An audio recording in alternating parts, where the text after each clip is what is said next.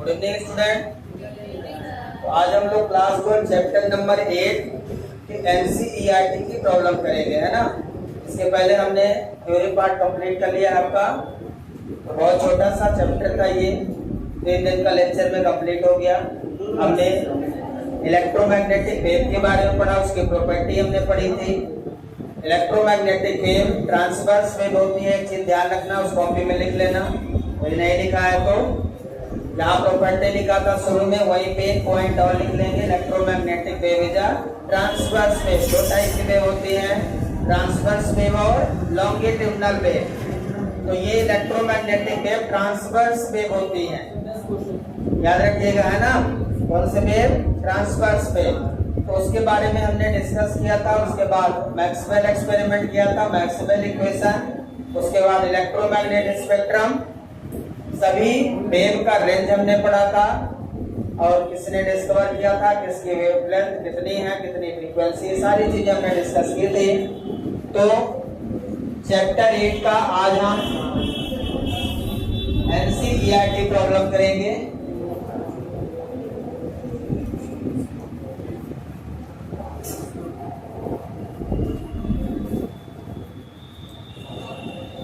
Problem and solution. तो 8.1 सबसे पहले डिस्कस करेंगे। प्रॉब्लम नंबर 8.1 है, ध्यान से सुनेंगे। फिगर शो अ कैपेसिटर, एक फिगर गिवन है। सबसे पहले फिगर बना दें। जो फिगर गिवन है वो इस तरह से गिवन है।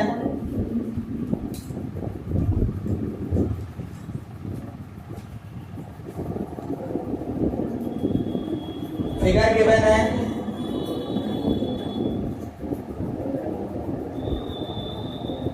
ठीक है। ये फिगर है। Figure show a capacitor made of 2 circular plate. Capacitor बनाने के लिए 2 सर्कुलर प्लेट का यूज करता है। एक ईच ऑफ रेडियस 12 सेंटीमीटर। इसकी जो रेडियस है, दोनों की रेडियस क्या है? 12 सेंटीमीटर। 12 into 10⁻² मीटर, मीटर में कर लिया आपने। रेडियस गिवन है और सेपरेटेड बाय 5 सेंटीमीटर। दोनों के बीच का जो गैप है वो कितना है? 5 सेंटीमीटर। तो गैप को हम d से डिनोट कर देते हैं। 5 सेंटीमीटर का मतलब 5 into 10⁻² मीटर। बजा लो, यही मौका मिला है। मुझे d कितना है यहाँ पे? दोनों के बीच का गैप कितना है? प्लेट के बीच का गैप भी होता है बिटवीन प्लेट। d दिया है 5 into 10⁻² मीटर, ठीक है। The capacitor is being charged. Capacitor को चार्ज किया जा रहा है by an external source. External source के द्वारा इसको क्या किया जा रहा है? चार्ज किया जा रहा है। एक्सटर्नल सोर्स मतलब लाइक बैटरी यूज कर रहे हैं, उसके द्वारा इस प्लेट को हम चार्ज करेंगे। The charging current is constant and equal to 0.15। इसको जब आप चार्ज कर रहे हो तो इसकी चार्जिंग करंट 0.15 एम्पियर गिवन है। Charging current of capacitor is given 0.15 ampere. इस करंट के साथ ये दोनों कैपेसिटर क्या हो रहे हैं? प्लेट क्या हो रही है? चार्ज हो रही है। इसके बाद नंबर ए में जो पूछा है आपसे, ये बीसी पार्ट में है। तो ए पार्ट जो पूछा है क्वेश्चन, क्या पूछा है? Calculate the capacitance and the rate of charge और potential difference between the plate.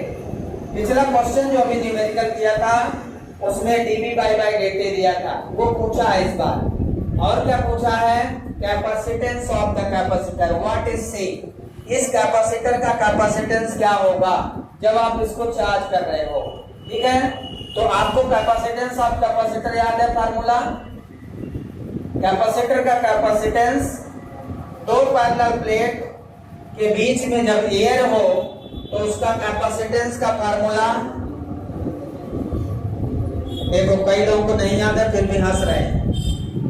Capacitance of a capacitor याद नहीं है कि फार्मूला क्या है, बिटवीन टू प्लेट, प्लेट कैसे भी हो तो सी, दो प्लेट के बीच का capacitance C equal to epsilon naught A by D, C equal to epsilon naught A by D. ये जो होता है एरिया प्लेट होता है, ये क्या होता है एरिया प्लेट, और यहाँ एरिया सर्कल में है, प्लेट सर्कल में है तो पाई आर स्क्वायर इसकी एरिया होती है। क्या होती है एरिया? Pi R square. तो सबसे पहले यहाँ पे यदि प्लेट सर्कुलर है तो एरिया उसकी रखनी है, रेक्टेंगुलर है तो रेक्टेंगल की एरिया रखनी है, सिलेंड्रिकल है तो सिलेंडर की, तो किसी भी स्फीयर है तो स्फीयर। तो यहाँ पे हम लिखेंगे एप्सिलॉन नॉट एरिया की जगह पे पाई आर स्क्वायर बाई डी। अब एप्सिलॉन नॉट की वैल्यू न्यूमेरिकल 8.854, जिसको याद ना हो याद करिए, 8.854 इंटू 10 पावर माइनस 12, ठीक है, कूलम स्क्वायर पर न्यूटन मीटर स्क्वायर। वैल्यू याद है यूनिट के साथ, कूलम स्क्वायर पर न्यूटन मीटर स्क्वायर। ये एप्सिलॉन नॉट की वैल्यू इंटू पाई की वैल्यू 3.14, और रेडियस की वैल्यू आपको गिवन है 12 इंटू 10 पावर माइनस 2 का स्क्वायर, मीटर में रखेंगे, डिवाइडेड बाई डी कितना है 5 इंटू 10 पावर माइनस 2। पूरी वैल्यू को सॉल्व करिए और आंसर बताइए कितना आया। मैं इसको डायरेक्ट लिख दूंगा 800.87 10 पावर माइनस 14, इसको 8 इंटू 10 पावर माइनस 12 लिख सकते हैं अप्रोक्सीमेट। 10 पावर माइनस 12 को क्या लिखते हैं pico farad, 1 pico farad equal to 10 power minus 12 farad. तो what is the capacitance of capacitor, circular capacitor, तो आ गया 8 पिको फैरड। तो आंसर ए का जो क्वेश्चन आपसे पूछा था कि जब आप इसको करंट दे रहे हो और एक्सटर्नल सोर्स ऑफ एनर्जी दे रहे हो प्लेट को, तो ये चार्ज हो रहा है।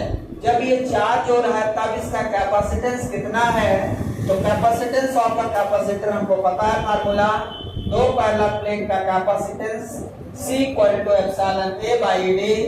एरिया वो रखना जो प्लेट का शेप हो, प्लेट का शेप यहाँ सर्कुलर है इसलिए एरिया वैल्यू क्या रख दिया पाई आर स्क्वायर, सर्कल की area pi R square, radius दिया है इसकी और वैल्यू मैंने रख दिया एप्सिलॉन नॉट ऑफ डी और रेडियस। इसको सॉल्व कर लिया तो कितना सी आ गया 8 पिको फैरड। क्लियर है, सबको समझ में आया? ये नोट डाउन करिए जल्दी से। इसके बाद इसमें क्या पूछा है, रेट ऑफ पोटेंशियल वोल्टेज, क्या पूछा है रेट ऑफ पोटेंशियल, मतलब आपसे पूछा है calculate capacitance and rate of charge of potential difference. तो रेट ऑफ चार्ज निकालने के लिए मुझे पोटेंशियल और कैपेसिटेंस में एक रिलेशन जानना है। किसी को याद है रिलेशन? मुझे पता है आपको नहीं याद है, मुझे सब पता रहता है। कैपेसिटेंस और पोटेंशियल डिफरेंस में क्या रिलेशन है, तो यही तो डेफिनेशन थी, Q इक्वल टू CB, तो P equal to Q by C, मुझे सब पता है, P equal to Q by C। अब रेट ऑफ पोटेंशियल क्या हो जाएगा, रेट ऑफ पोटेंशियल के लिए मुझे क्या करना पड़ेगा, डिफरेंशिएट करना पड़ेगा टाइम से। रेट ऑफ पोटेंशियल के लिए क्या करना है, differentiate both side with respect to t, के रिस्पेक्ट में दोनों तरफ क्या करिए डिफरेंशिएट कर दीजिए। तो dB by dt rate of potential हो गया। यहाँ क्या कांस्टेंट है C, Q बदल रहा है, चार्ज हो रहा है तो Q चेंज हो रहा है, यहाँ पे Q चेंज हो रहा है, यानी कि 1/c dQ बाई dt, और dQ बाई dt क्या होती है करंट होती है I, I equal to D Q by D T. पढ़ा है नहीं पढ़ा? अब तो याद आ रहा होगा, हाँ सर पढ़ा है। अभी पहले पूछ लेते तो पता चलता कहाँ पूछ रहे हैं। तो याद रखिए rate of change flow of charge, ठीक है। तो ये हो जाएगा आई बाई सी। अब देखिए सी की वैल्यू आप निकाल चुके हो क्या? सी की वैल्यू निकाल चुके हो और करंट आपको गिवन है। करंट कितना गिवन है? 0.15। वैल्यू रख दें यहाँ पे, बेटा दे इसको। तो dV by dt equal to क्या हो जाएगा? Current 0.15 divided by 8 pico farad. 8 pico farad. इसको डिवाइड कर लीजिए, बोलिए कितना आएगा? जल्दी बोलिए। 0.1875 सही है? मुझे नहीं पता।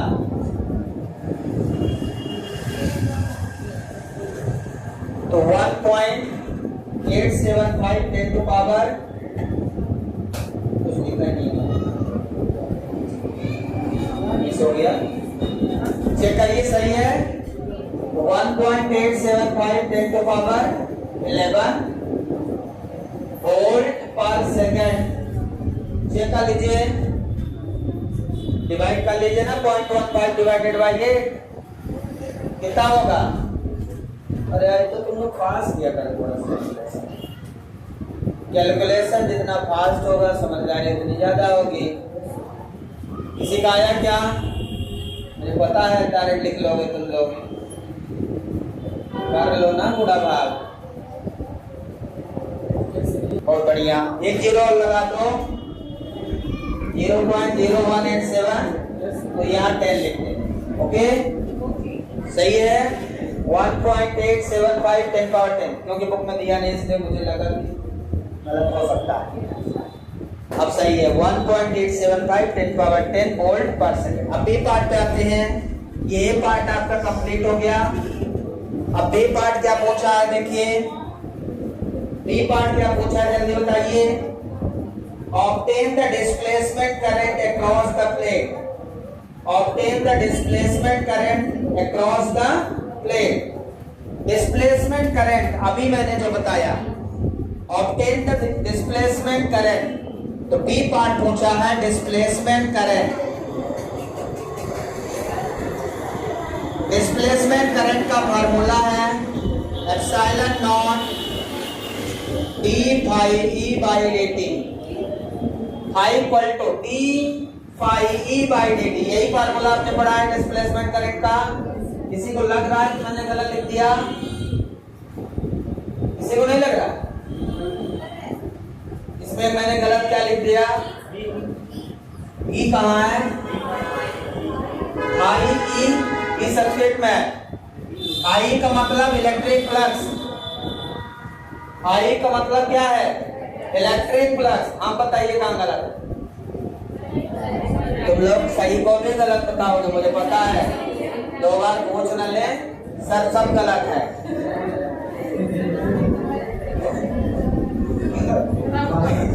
फाई इक्वल टू क्या होता है? ई ए।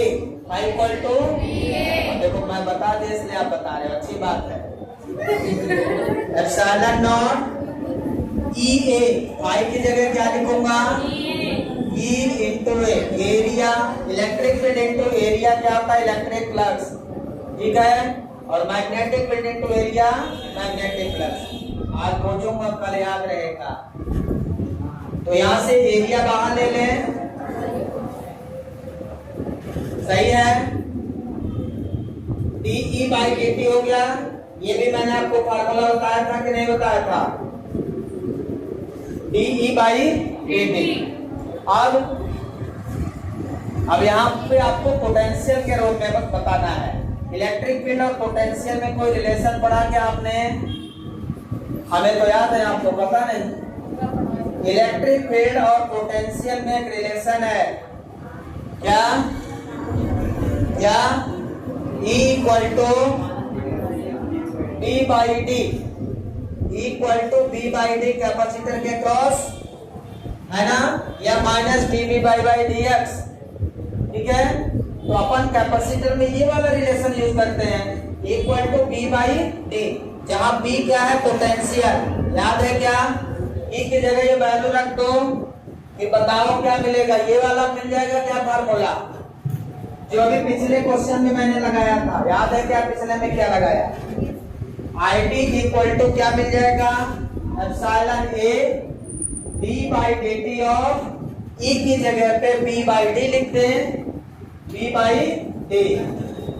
तो ये डी कांस्टेंट है, बाहर आ जाएगा epsilon not A by D, और ये हो जाएगा D B by D T. और epsilon not A by D को क्या लिख सकते हैं? अभी एने आपने क्या लिखा, ए वाले पार्ट में क्या लिखा, सी है, तो क्या फार्मूला मिल जाएगा, C D B by D T. देखिए प्रूव भी कर दिया मैंने, C D B by D T वही करंट है जो करंट होती है, जो कंडक्शन करंट है वही डिस्प्लेसमेंट करंट है, बस इस तरह से आती है ये करंट। तो I T equal to C D B by D T आ गया।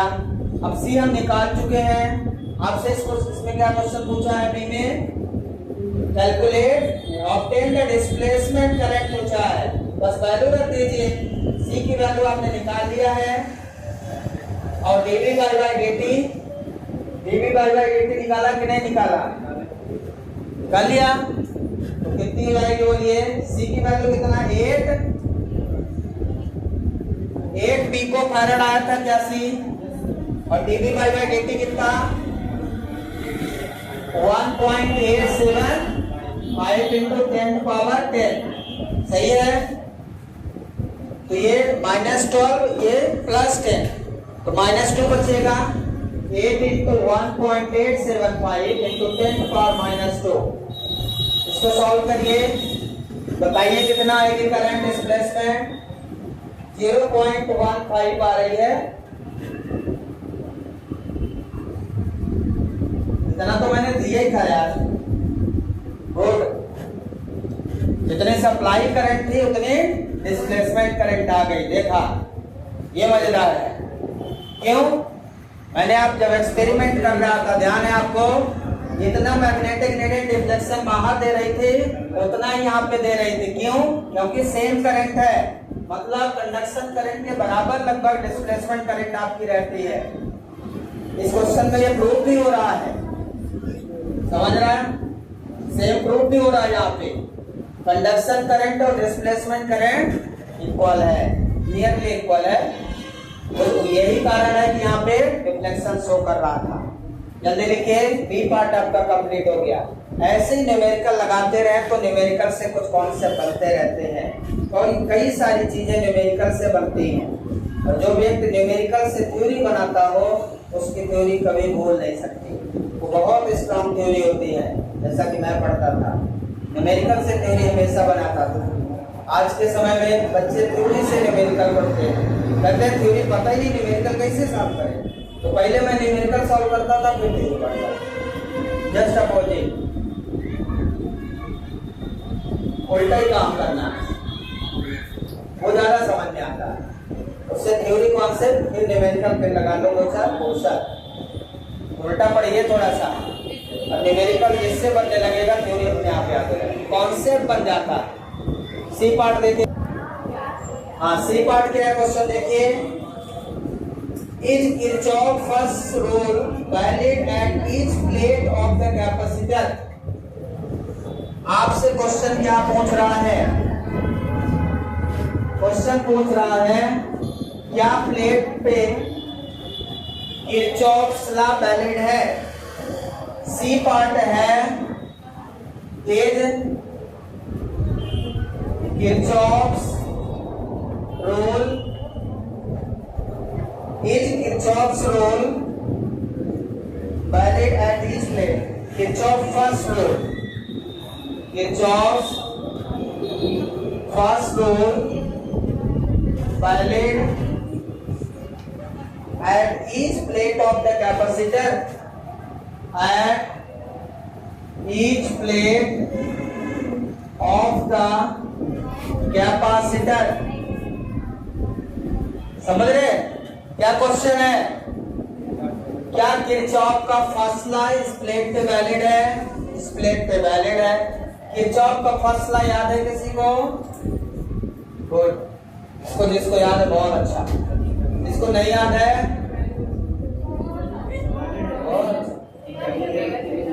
बहुत अच्छा।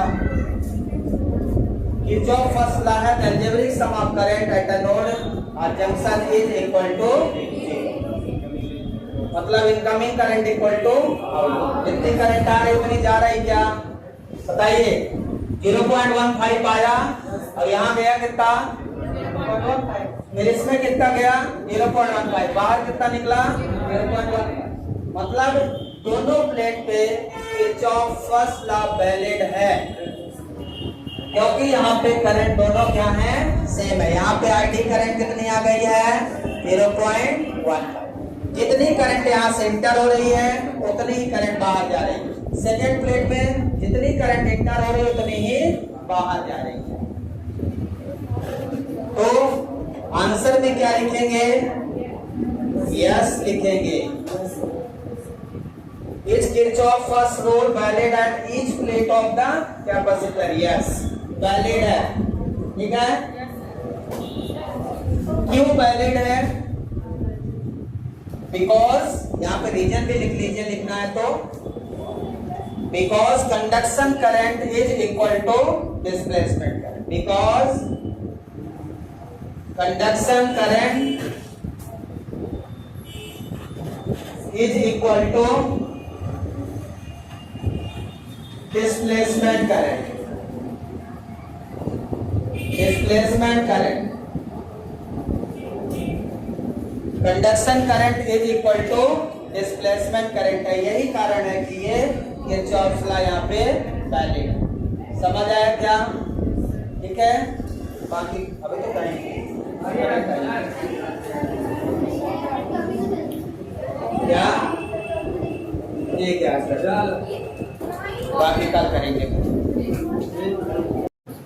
तो नेक्स्ट प्रॉब्लम क्या है? 8.2। प्रॉब्लम नंबर 8.2 देखते हैं। प्रॉब्लम नंबर 8.2 पढ़िए क्या है? A parallel plate capacitor shown in figure made of circular plate each of radius r equal to 6 cm। Question वही है जो कल 8.1 हमने किया था, बिल्कुल उसी तरह है। सर्कुलर यहाँ पे भी है प्लेट। प्लेट कैसी है? सर्कुलर है। प्लेट कैसी है? सर्कुलर है। इसको सर्किट से जोड़ देना है। AC voltage, AC voltage supply है।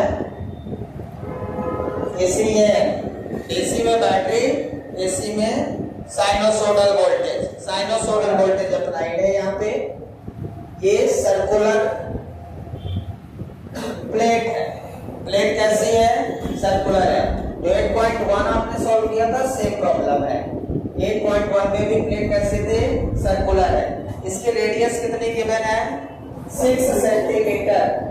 रेडियस कितनी गिवन है इसकी? इसकी जो रेडियस है r equal to 6 centimetre given है। इसको मीटर में बदल लेंगे। 6 इंटू 10⁻⁻2 मीटर। दोनों की रेडियस सेम है। दोनों की रेडियस क्या है? सेम है। इसकी भी रेडियस कैपिटल है। क्लियर है? और क्या गिवन है? As a capacitance equal to 100 picofarad. इसका जो कैपेसिटेंस है C इक्वल टू 100 पिकोफैरेड है। तो 100 इंटू 10⁻12 फैरेड, इसको लिख सकते हैं 10⁻10 फैरेड। ठीक है, capacitance of a circular plate is 100 picofarad. ये गिवन है क्वेश्चन में। क्लियर है? The capacitor is connected to 230 volt AC supply. यहाँ जो वोल्टेज सप्लाई है 230 वोल्ट है। ये आरएमएस वोल्टेज होता है, पता है ना? आरएमएस वोल्टेज होता है। फ्रीक्वेंसी ऑफ 300 रेडियन पर सेकेंड। इसकी फ्रीक्वेंसी कितनी गिवन है? फ्रीक्वेंसी मतलब ओमेगा, 300 रेडियन पर सेकेंड। यहाँ पे जो फ्रीक्वेंसी गिवन है वो रेडियन में गिवन है। 300 रेडियन पर सेकेंड, ना कि हर्ट्ज में, ठीक है ना। अब क्वेश्चन पूछता है first, what is the RMS value of conduction current, what is the RMS value of conduction current. ये पूछता है what is the RMS value of conduction current, conduction current, conduction current मतलब आईसी, इस circuit से flow होने वाली current को हम कंडक्शन करंट कहते हैं। कौन सी करंट कहते हैं? Conduction current. अब कंडक्शन करंट कैसे निकालेंगे?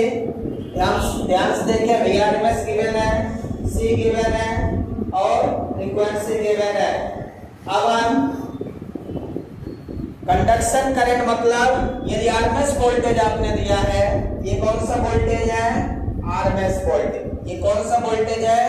सप्लाई, एसी सप्लाई वोल्टेज हमेशा आरएमएस वोल्टेज होता है। कौन सा? एसी सप्लाई वोल्टेज हमेशा आरएमएस। अब आरएमएस वोल्टेज से जो करंट निकलेगी वो आरएमएस करंट होगी। मतलब यहाँ पे जो कंडक्शन करंट है वो कौन सी करंट हो जाएगी?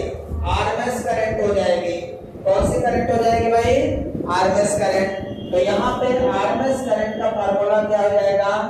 which is equal to conduction current IC Vrms divided by XC। यहाँ कैपेसिटर है, कैपेसिटर का कैपेसिटेंस कितना है? गिवन है। दो पैरेलल प्लेट के बीच का कैपेसिटर आपको दिया है। XC equal to 1 upon omega C। XC equal to 1 upon omega C। Omega इसीलिए दिया है। ओमेगा कितना गिवन है भाई? 300 रेडियन पर सेकेंड। C कितना दिया है? 100 पिकोफैरड 10 पावर माइनस 10 फैरड। ऊपर जाएगा 10 power plus 10।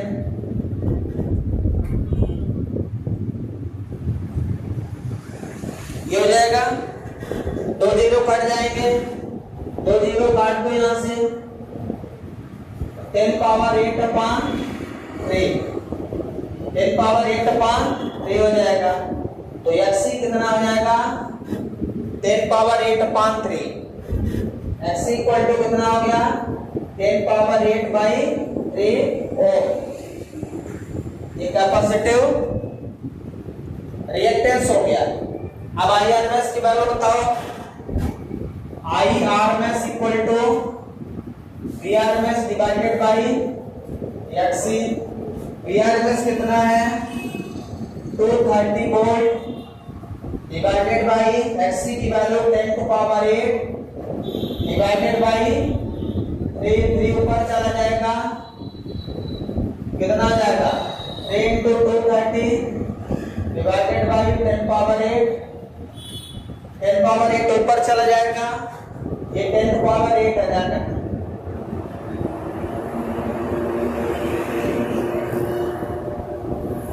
619 to 10 power minus 8, 619 to 10 power minus 8, 6.9 micro ampere. इससे दो बार वैल्यू, दो पावर घटा दो, 6.9 10 पावर माइनस 6 एम्पियर या 6.9 माइक्रो एम्पियर। कितना आ जाएगा? 6.9 micro ampere. So this is the conduction current. ये आपसे ए पार्ट पूछा था, पूरा नोट डाउन करिए जल्दी से। इसके बाद बी पार्ट देखते हैं। बी पार्ट क्या है देखिए जल्दी से, पढ़िए question. Is the conduction current is equal to displacement current. क्या कंडक्शन करंट डिस्प्लेसमेंट करंट के बराबर होती है? कल हमने प्रूव किया था 8.1 में देखिए हमने प्रूव कर लिया है। कल ही 8.1 जो प्रॉब्लम हमने किया इसके पहले, उसमें हमने बताया है आपको, जब हमने सोर्स करंट 0.15 दिया था तो डिस्प्लेसमेंट करंट भी 0.1 आ गई थी। तो हमने आपको बताया था conduction current always equal to displacement current. तो इसका आंसर क्या है? इसका आंसर क्या है? यस। बी का आंसर क्या है? कहना कुछ नहीं है, बस यस है। इसका आंसर यस है, क्योंकि आपको पता है डिस्प्लेसमेंट करंट कितनी होती है? Epsilon naught D phi E by dt, और पूरा सॉल्व करते करते ये c dv बाई dt के बराबर हो जाती है। id इक्वल टू कितनी हो जाती है? c dv by dt। आपको याद है रिलेशन? तो ये रिलेशन के माध्यम से, और dv बाई dt क्या होगा? यहां से c dv by dt equal to conduction current. यहां से जो c dv by dt equal to conduction current, तो dv by dt equal to कितना? यहां से यदि dv बाई dt निकालें तो ic by c, ic by c, तो dv बाई dt की जगह वैल्यू रख दो। ये कंडक्शन करंट है कि नहीं? कौन सी करंट है? Conduction current. ये डिस्प्लेसमेंट करंट है। मान लो ये इक्वेशन फर्स्ट हो गया, ये सेकंड इक्वेशन हो गया। अब dv बाई dt की वैल्यू यहां रख दो। ये डिस्प्लेसमेंट करंट है कि नहीं? कौन सी करंट है? Displacement current. और कंडक्शन करंट क्या होती है? c dv by dt। पढ़े हो आप? पढ़े हो कि नहीं पढ़े कैपेसिटर चैप्टर में? तो dv बाई dt की वैल्यू रख दो, तो id equal to c dv by dt की जगह क्या रखोगे? ic बाई c, c से c कटा, यहां से क्या प्रूव हो गया? id equal to ic। यहां से प्रूव होता है कि conduction current always equal to displacement current. जो क्वेश्चन आपसे पूछा था क्या कंडक्शन करंट डिस्प्लेसमेंट करंट के बराबर होगी, तो आपको लिखना है yes. How it possible?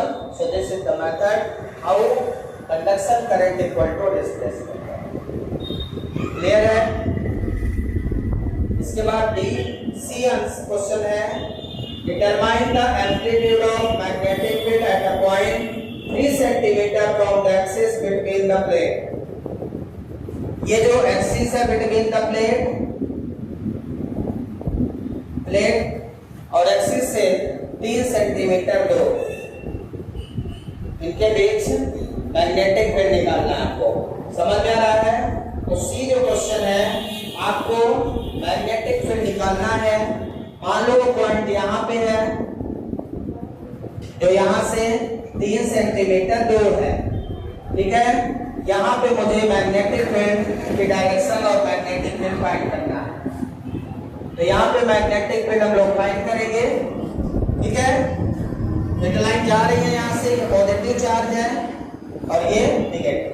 Field line यहाँ से इधर जाएगी, इलेक्ट्रिक फील्ड लाइंस। इस पॉइंट पे आपको मैग्नेटिक फील्ड निकालना है।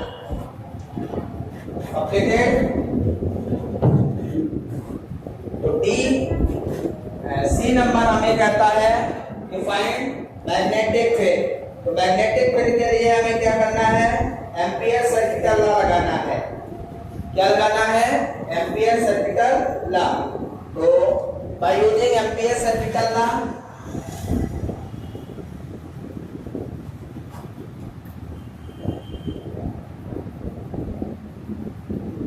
एम्पियर सर्किटल लॉ क्या कहता है? Close integration b dot dl equal to mu not i। i क्या है? ic प्लस id, और ic प्लस id क्या है? वैल्यू रख देंगे ic प्लस id, तो इसकी वैल्यू हो जाएगी म्यू नॉट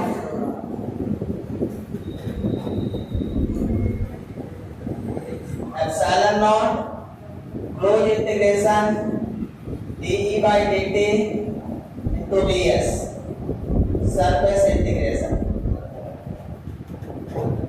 ये फार्मूला आ जाएगा आपका dE by dt into ds vector. ये फार्मूला कहां से आया समझ में आया? B dot dl ampere circuital law equal to mu naught IC plus ID, IC plus ID तो जो हमारी डिस्प्लेसमेंट करंट होती है वो कितनी होती है, epsilon naught D phi E by D T, epsilon naught D phi E by D T. ठीक है ना, समझ आया क्या। और जो फाई ई है, phi equal to P A, phi equal to, यदि आपको पूरा लिख के दिखाऊं, देखो ये एक्चुअल में आईसी प्लस आईडी, और आईसी और आईडी इक्वल है, इसको मैं आईडी लिख दूं, समझ में आ रहा है, म्यू नॉट आईडी लिख दिया, और इसको क्या लिख दो, म्यू नॉट आईडी के बाद epsilon naught D phi E by D T, D phi E by D T. समझ में आया क्या। अब इसको हम उसमें जाएंगे, एरिया में यदि जाएंगे तो फाई की वैल्यू ई ए रखेंगे, फाई की वैल्यू क्या रखेंगे, mu epsilon naught D E by D T into area, area को क्लोज सरफेस इंटीग्रेशन डीएस लिख देंगे, क्या लिख देंगे, डीएस, डीए जो है इसका डीएस है, ये सरफेस एरिया हमारा जो है, ये सरफेस एरिया क्या है, ये छोटा सा सरफेस डीएस है, पूरा इंटीग्रेट करोगे, ये एम्पीरियल लूप हो गया, इसको क्या बोलेंगे, एम्पीरियल लूप।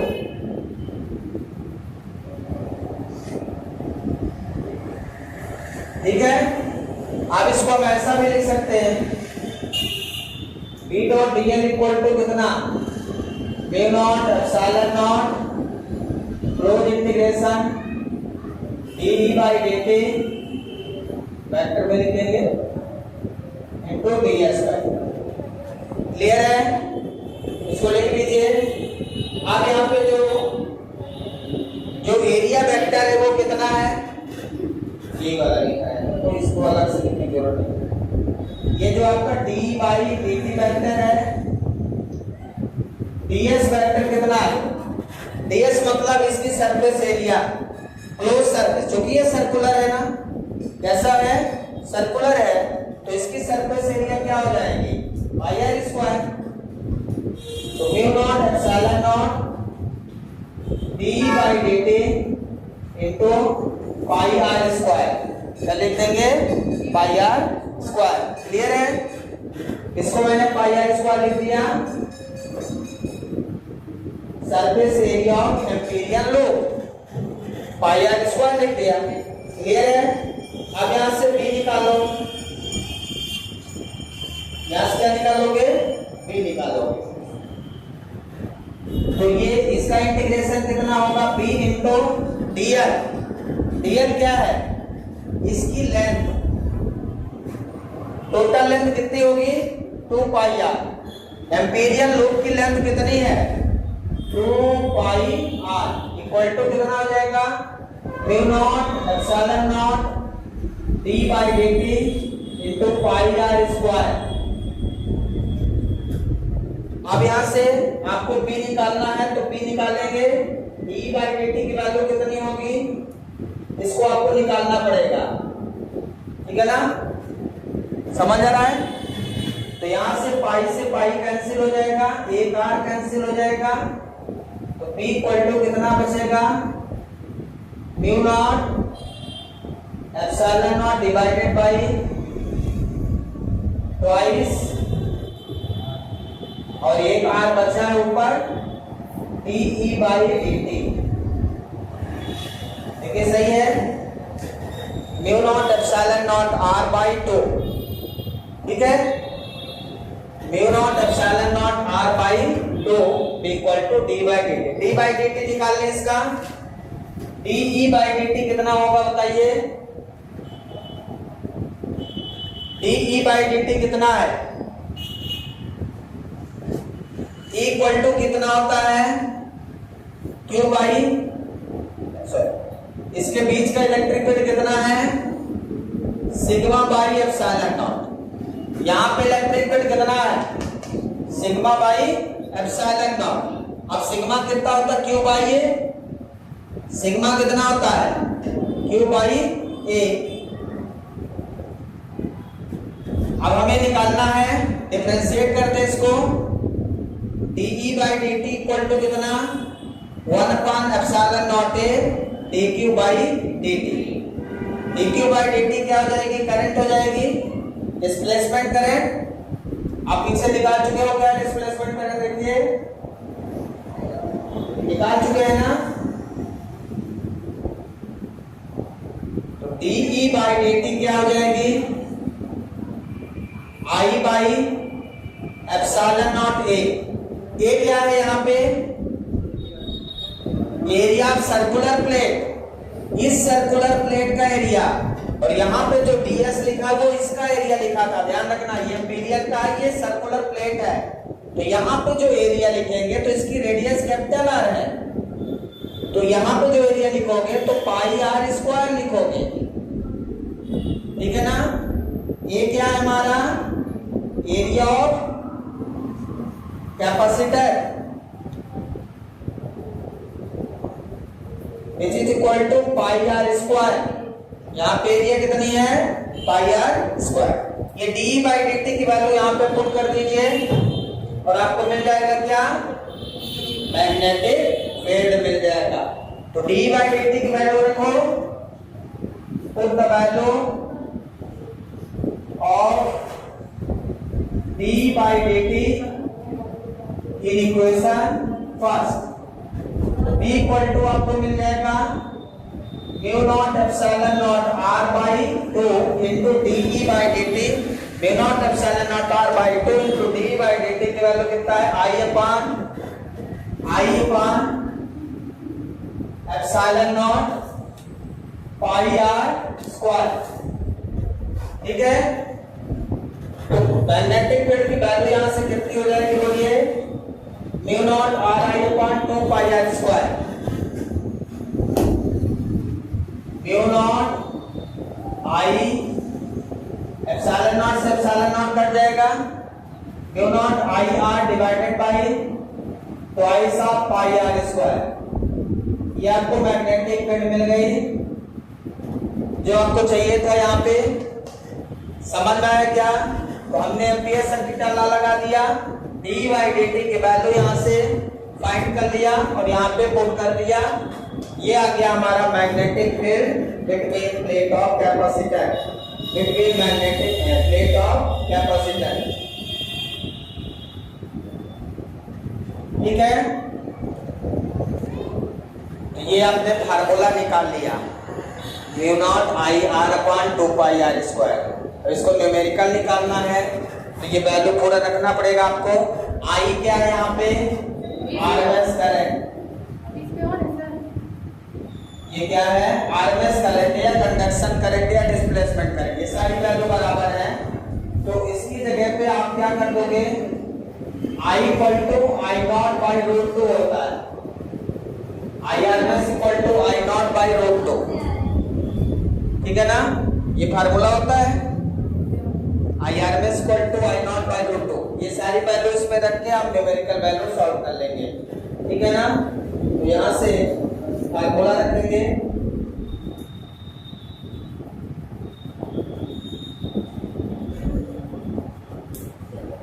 अब यहाँ से आपको आई नॉट की वैल्यू निकालना पड़ेगा। आई नॉट कितना आ जाएगा, root 2 times of I R M S value, ठीक है। ये वैल्यू पुट करके आपको सॉल्व कर लेना है, निकाल लेंगे, ठीक है। इसके बाद क्वेश्चन देखते हैं। नेक्स्ट क्वेश्चन क्या है, क्वेश्चन नंबर 8.3 देखिए, 8.2 हो गया आपका। क्वेश्चन 8 ये है, what physical quantity is the same for X-ray of wavelength 10 to power minus 10 metre. Question पढ़िए, बोलिए नहीं। What physical quantity is the same for X-ray? कौन सी ऐसी फिजिकल क्वांटिटी है जो एक्स-रे के वेवलेंथ 10 पावर माइनस 10 मीटर, जिसकी वेवलेंथ 10 पावर माइनस 10 मीटर दिया है, मतलब 1 एंगस्ट्रॉम दिया है। वेवलेंथ यूनिट मीटर या एंगस्ट्रॉम में होती है। अब red light of wavelength 6800 angstrom, red light की वेवलेंथ, रेड लाइट की वेवलेंथ कितना दिया है 6800 एंगस्ट्रॉम। तो रेड लाइट की विजिबल लाइट की मैक्सिमम वेवलेंथ 78 कितना होता था 7000 तक होती है। 4000 से 4000 से 7000 तक मैक्सिमम वेवलेंथ रेंज है विजिबल लाइट की। तो ये कलर है। अब ये क्या कहता है and radio wave of wavelength 500 metre.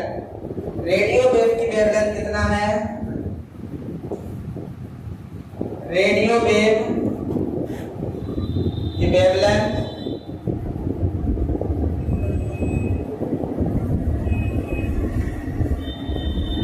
500 metre. कितना है 500 मीटर। सबसे ज्यादा वेवलेंथ रेडियो वेव की होती है। तो ये पूछ रहा है what physical quantity is the same for X-ray of wavelength इतना, एक्स-रे ऑफ वेवलेंथ इतना, लाइट रे रेड लाइट का वेवलेंथ इतना और माइक्रोवेव का वेवलेंथ इतना। कौन सी ऐसी फिजिकल क्वांटिटी है? Speed remains same in vacuum for always. तो यहां पे जो आंसर है आपका speed of electromagnetic wave are same. किसी भी वेव के लिए स्पीड सेम होती है, भले में फ्रीक्वेंसी कम या ज्यादा हो। The speed of electromagnetic wave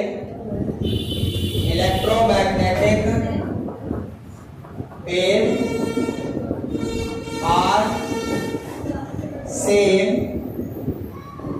for all electromagnetic spectrum.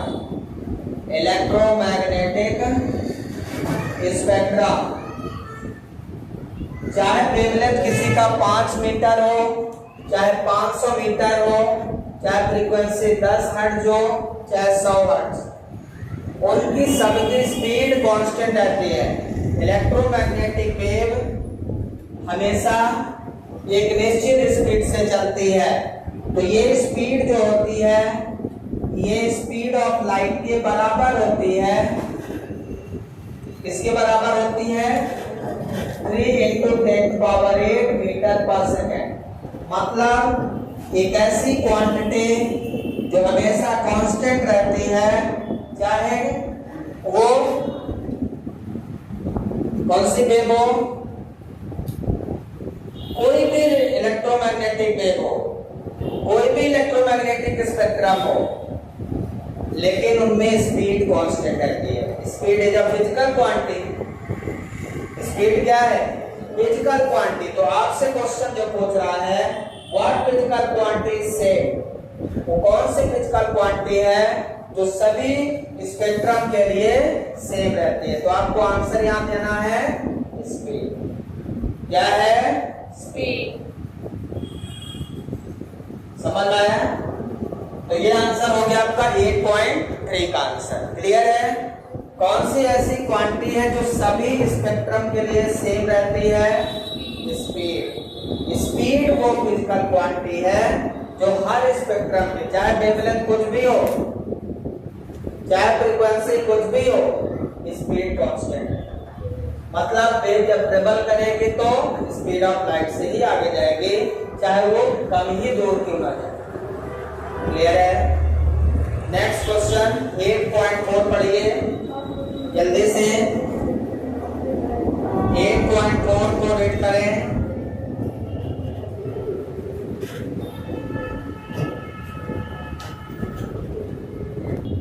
तो 8.4 प्रॉब्लम में जो पूछा है वो बहुत सिंपल है, मैंने आपको फार्मूला दिखाया है। क्वेश्चन में तुरंत समझ में आना चाहिए कि कौन सा फार्मूला हम यूज करें। तो क्वेश्चन है 8.4 A plane electromagnetic wave travel in a vacuum along z direction। Plane electromagnetic wave किधर ट्रेवल कर रही है z डायरेक्शन में। What can you say about the direction of electric and magnetic field vector if the frequency of the wave is 30 megahertz? Frequency कितनी दी है? Wave किधर travel कर रही है, wave travel in Z direction.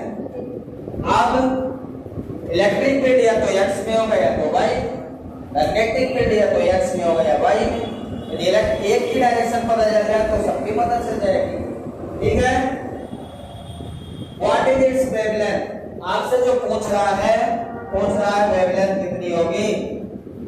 तो c equal to nu lambda हमने पढ़ा है, तो lambda equal to c by nu. c speed of light है 3 × 10 पावर 8 और न्यू आपको दिया है 30 मेगाहर्ट्ज दिया है। कितना दिया है?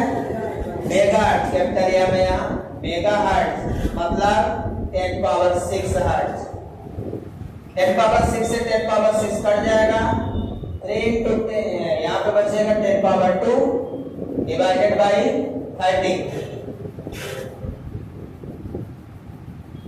0.1 × 10 पावर 2, इसको हम लिख देंगे कितना, 10 मीटर। कितना लिख देंगे, 10 मीटर। वेवलेंथ कितनी आ गई भैया, 10 मीटर आ गई।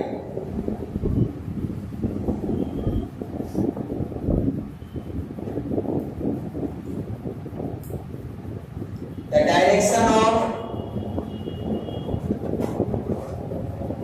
electric field and magnetic field are perpendicular to R in XY plane लिख देता हूं, R in XY plane, क्योंकि Z एक्सिस में डायरेक्शन ऑफ प्रोपगेशन है तो इलेक्ट्रिक फील्ड XY प्लेन में होगा। यदि X में इलेक्ट्रिक है तो Y में मैग्नेटिक होगा। यहाँ क्लियर नहीं है कि X में इलेक्ट्रिक है कि Y में, एक ही चीज क्लियर है, लेकिन ये क्लियर है कि ये तीनों परपेंडिकुलर हो। तो हम डायरेक्शन ऑफ इलेक्ट्रिक और मैग्नेटिक फील्ड को लिख सकते हैं इन XY, ठीक है। ये आपका आंसर है, क्लियर है। सो this is the answer 8.4। Screenshot ले लीजिए। अब आते हैं 8.5 पे। प्रॉब्लम नंबर 8.5 पढ़े जल्दी, सबने लिख लिया? प्रॉब्लम नंबर 8.5 क्या बोलिए जल्दी, पढ़ते चलिए। A radio can tune into any station in the 7.5 megahertz to 12 megahertz. Band. What is the corresponding wavelength band? यहाँ पे वेवलेंथ फ्रीक्वेंसी रेंज दिया है, अलग अलग रेंज दिया है। फ्रीक्वेंसी न्यूमन जो दिया है वो 7.5 मेगाहर्ट्ज, 7.5 × 10 पावर 6 हर्ट्ज। ड्यूटू दिया है 12 मेगाहर्ट्ज। अब पूछा गया है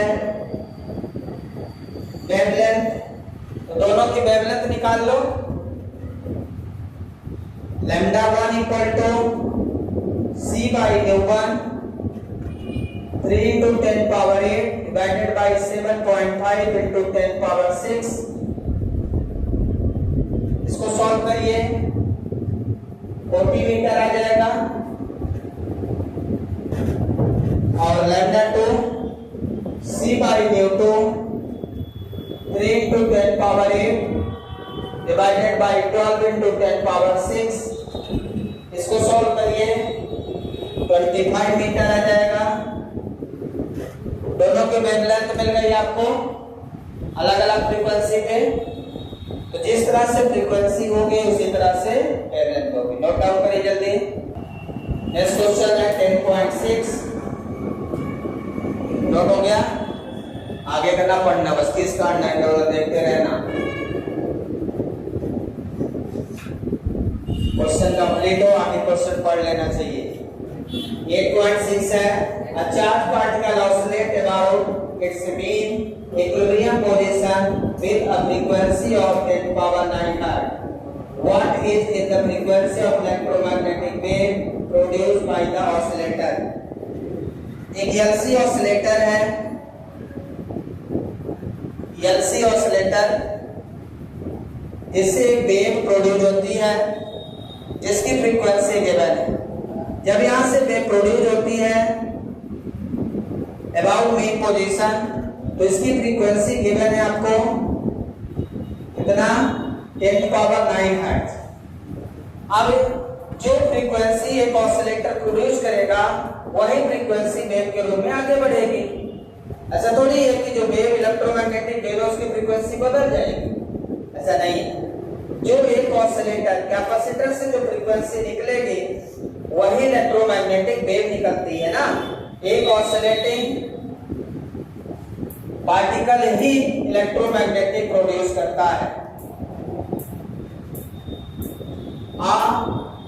oscillating charge particle produces electromagnetic wave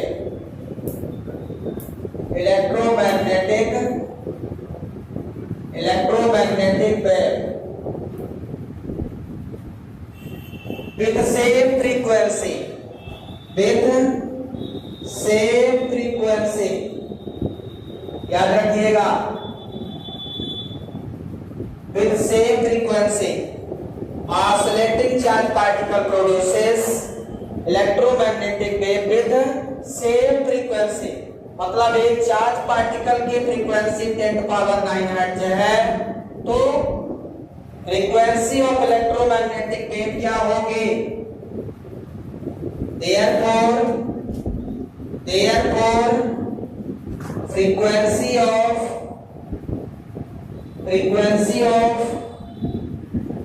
electromagnetic wave is equal to 10 to power 9 hertz. जो फ्रीक्वेंसी एक ऑसिलेटिंग चार्ज पार्टिकल प्रोड्यूस करेगा वही फ्रीक्वेंसी उस इलेक्ट्रोमैग्नेटिक वेव की होगी, क्योंकि एक ऑसिलेटिंग चार्ज पार्टिकल ही इलेक्ट्रोमैग्नेटिक वेव प्रोड्यूस करता है।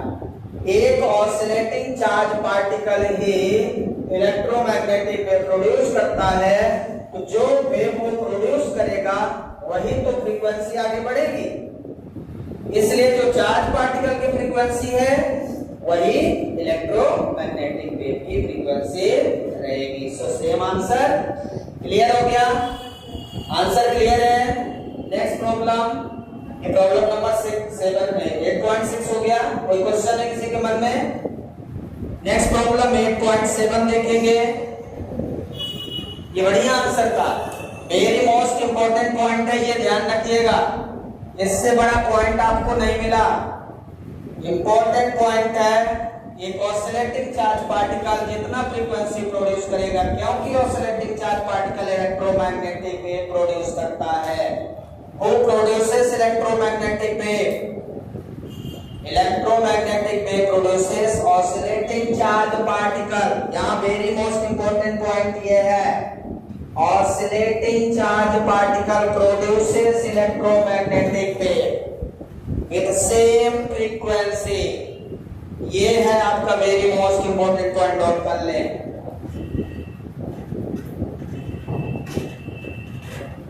Problem number 8.7, the amplitude of the magnetic field part of harmonic electromagnetic wave in a vacuum is V naught equal to, equation given है यहाँ पे, V naught equal to 510, देखिए कितना दिया है 510, और आगे क्या दिया है M D 500 What is the electromagnetic wave produced by the oscillator? ठीक है ना? वाला, एनटी मतलब नैनो टेस्ला, एनटी मतलब यानी यहाँ पे नैनो है, नैनो मतलब 10 पावर माइनस 9। ये मैग्नेटिक फील्ड दिया है आपको। अब आपसे क्या पूछ रहा है, ध्यान दीजिए, क्या पूछ रहा है, what is the electromagnetic wave produced by oscillator. Electromagnetic wave क्या, मैं 8.7 पढ़ रहा हूँ, इसमें क्या क्वेश्चन है?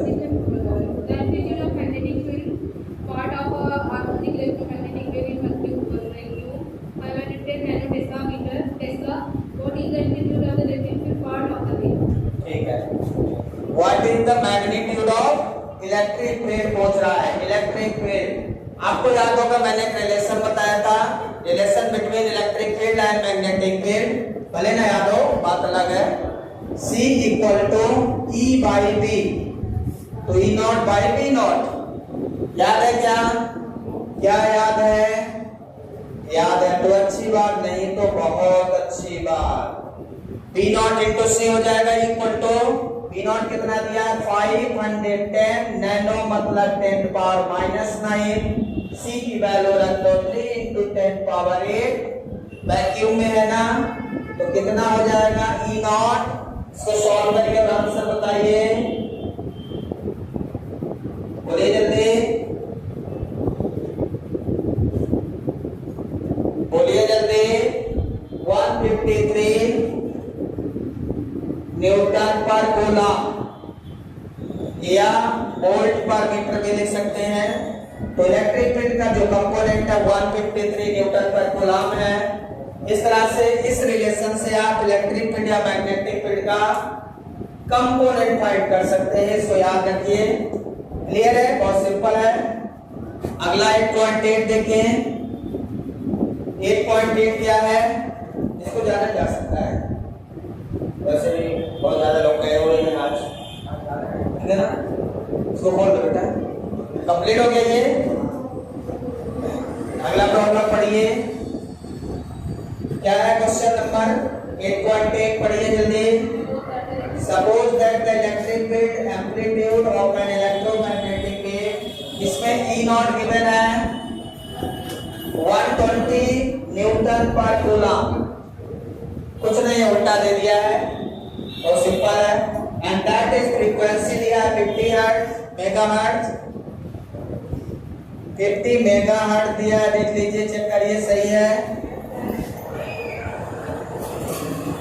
फ्रीक्वेंसी कितना गिवन है 50 मेगाहर्ट्ज, ठीक है। अब आपको निकालना है डिटरमाइन बी नॉट, ओमेगा, के एंड लैम्डा। तो सबसे पहले बी नॉट निकालना है, सेम क्वेश्चन है, ये आपको बी नॉट निकालना है। बी नॉट इक्वल टू, अभी मैंने बताया फार्मूला क्या बताया, C equal to E nought by B nought, यही बताया क्या, इलेक्ट्रिक फील्ड अपॉन मैग्नेट। यहां से बी नॉट इक्वल टू क्या हो जाएगा, E nought by C। E nought दिया है 120, C दिया है 3 into 10 power 8, 40 into 10 power 8 metre per second, 40 into 10 power 8 metre per second आ गया, -8 ना, ये ऊपर जाएगा, -8 हो जाएगा, सही है।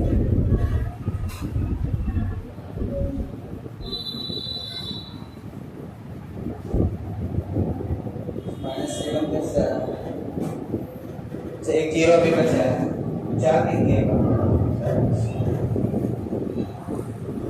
4 into 10 power -7 metre per second, या इसको 400 नैनो में भी लिख सकते हैं, हो गया, कोई दिक्कत नहीं, ठीक है।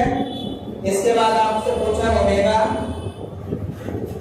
क्या पूछा, ओमेगा इक्वल टू फार्मूला होता है 2 पाई न्यू, 2 पाई की वैल्यू 3.14, न्यू दिया है 50 मेगाहर्ट्ज। इसको सॉल्व करिए, बताइए कितना आएगा, 3.14 10 पावर 8, 3.14 10 पावर 8 रेडियन पर सेकेंड। ओमेगा आ जाएगा, क्या आ जाएगा? ओमेगा। इसके बाद क्या पूछा है? ये पूछा है प्रोपगेशन कांस्टेंट। ये क्या है भाई? Propagation constant. याद है रिलेशन ओमेगा बाई सी साल मैंने निकाला था, आपको याद है क्या? ध्यान से देखिए, ये 2 पाई बाई लैम्डा लिखा था, 2 पाई बाई लैम्डा या ओमेगा बाई सी से निकाल सकते हैं। लैम्डा दिया नहीं है तो आपको फार्मूले में रखना पड़ेगा, ठीक है? लैम्डा की वैल्यू दिया है क्या? लैम्डा निकालना है। C equal to nu lambda से पहले लैम्डा निकाल लीजिए, या इसमें फार्मूला ओमेगा बाई सी मैंने बताया था आपको, तो इसको गुणा भी कर सकते हैं। 3.14 से कट कर दीजिए 3 से, तो कितना आएगा?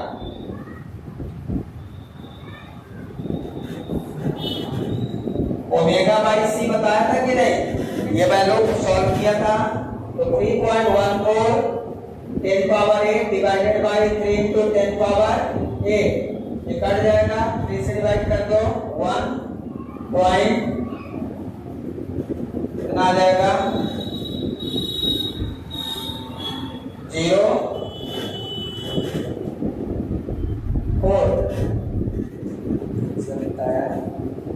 1.05 रेडियन है, रेडियन पर सेकेंड।